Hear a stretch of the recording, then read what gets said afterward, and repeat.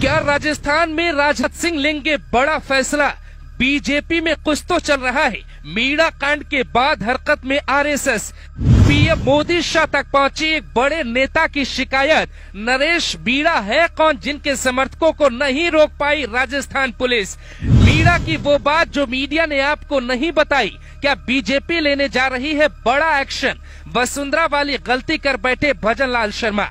आखिरकार ये नरेश मीणा कौन है और किस आधार पर वो जेल जाने के बाद भी धमकी देते हैं? उनके सिर पे किस राजनीतिक पार्टी का हाथ है और राजस्थान पुलिस उनके समर्थकों को क्यों नहीं रोक पाई? यूपी के राजा भैया की तरह ही इनका भौकाल है। नरेश मीणा सोशल मीडिया पे दावा करते हैं कि वो ना डरे हैं ना डरेंगे। तो क्या सच में एक थप्पड़ की वजह से राजस्थान में कोई बड़ा उलटफेर होने जा रहा है? आखिर कहानी क्या है और सीधे शाह और नरेंद्र मोदी को राजस्थान के सीएम भजनलाल शर्मा से बात क्यों करनी पड़ी? नरेश मीणा को बागी मीणा भी कहा जाता है। जहां भी रहे वहां बगावत का सुर हमेशा उठाया। एसडीएम के साथ जो घटना घटी उसके पहले की कुंडली अगर आपने देख ली तो आप माथा पकड़ के बैठ जाएंगे। राजस्थान में मीणा जाति का वहां की राजनीति में अपना वर्चस्व है। जैसे यूपी में अखिलेश यादव के साथ कोई एसडीएम ऐसा कर दे तो यादव समाज क्या करेगा? ठीक ऐसा ही राजस्थान के टोंक की यह घटना बड़ी है क्योंकि नरेश मीणा को अब मीणा समाज ने समर्थन दे दिया है। अभी ये जानिए कि कैसे एक थप्पड़ की वजह से राजस्थान की सियासत हिल गई। भजनलाल शर्मा को पहली बार बीजेपी ने विधायकी का चुनाव लड़वाया। उसके बाद वसुंधरा राजे सिंधिया जैसे दिग्गज नेताओं को नजरअंदाज करके मुख्यमंत्री बनाया। लेकिन पिछले कुछ महीनों में ही भजनलाल शर्मा को लेकर पार्टी में ही बहुत कुछ चल रहा है। ऐसा कहा जा रहा है कि उनके अधिकारी ही जानबूझ के चिंगारी को हवा देना चाहते हैं। उसकी वजह क्या है ये भी बताएंगे, लेकिन पहले नरेश मीणा ने ऐसा क्यों किया उसकी मीनिंग हम आपको समझाते हैं। नरेश मीणा खुद को टोंक के राजा भैया की तरह अपना भौकाल जमाते हैं। हालांकि उनका कद राजा भैया की तरह नहीं है, फिर भी वो अपनी छवि एक बाहुबली, एक दबंग नेता की बनाने में माहिर है। समर्थकों की एक भीड़ उनका नारा लगाती है। एसडीएम और मीणा के बीच विवाद होता है। उस वक्त तक एसडीएम को ये आभास नहीं था कि जिस आग से वो खेल रहे हैं उसका परिणाम क्या होने वाला है। राजस्थान में अधिकारियों की ताकत क्या है आप ये भी देखिए, फिर आप पूरी कहानी समझ पाएंगे।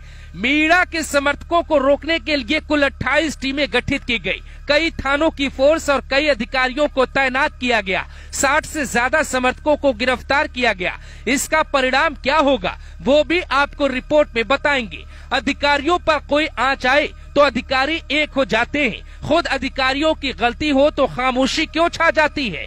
कोरोना के दौरान असम में एक डीएम ने शादी में पहुंच के दूल्हे पे कुछ ऐसे थप्पड़ बरसाए थे, जबकि छत्तीसगढ़ में एक कलेक्टर ने एक मोबाइल फोन तोड़कर युवक के साथ ऐसा ही किया था। ऐसी कई तस्वीरें हैं जिन्हें गिना पाना दिखा पाना संभव नहीं है।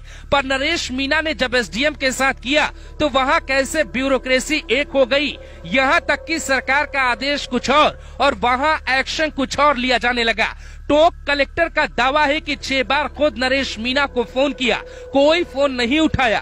फिर एसडीएम को बात करने के लिए भेजा तो वहां नरेश मीणा ने थप्पड़ जड़ दिए। अब कहानी में कौन सही है कौन गलत है ये तो कोर्ट तय करेगा, लेकिन हम आपको एक सच्चाई बताते हैं जिसके बाद आप हिल जाएंगे।